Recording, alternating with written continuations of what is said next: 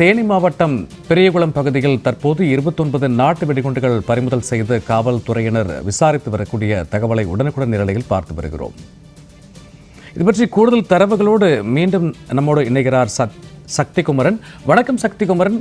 தற்போது தேனி பெரியகுளம் பகுதியில் 29 நாட்டு வெடிகுண்டுகள் பறிமுதல் செய்யப்பட்டிருக்கு. இது பற்றி காவல்துறையினுடைய தொடர் விசாரணைகள் என்ன விரிவாக பதிவிடலாம்?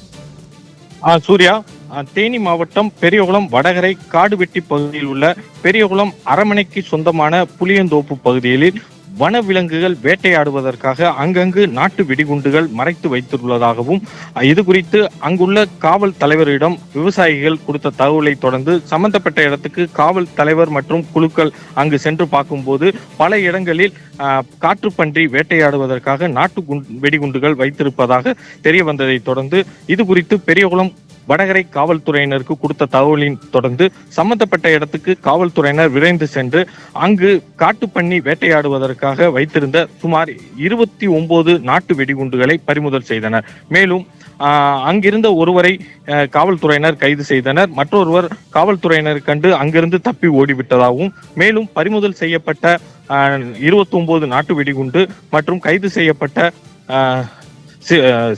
சிவகுமார் கைது செய்து காவல் நிலையத்துக்கு அழைத்து வந்து தொடர்ந்து விசாரணை மேற்கொண்டு வருகின்றனர். மேலும் தப்பி ஓடிய ஆனந்த்ராஜ் என்பவரை காவல்துறையினர் தேடி வருகின்றனர்.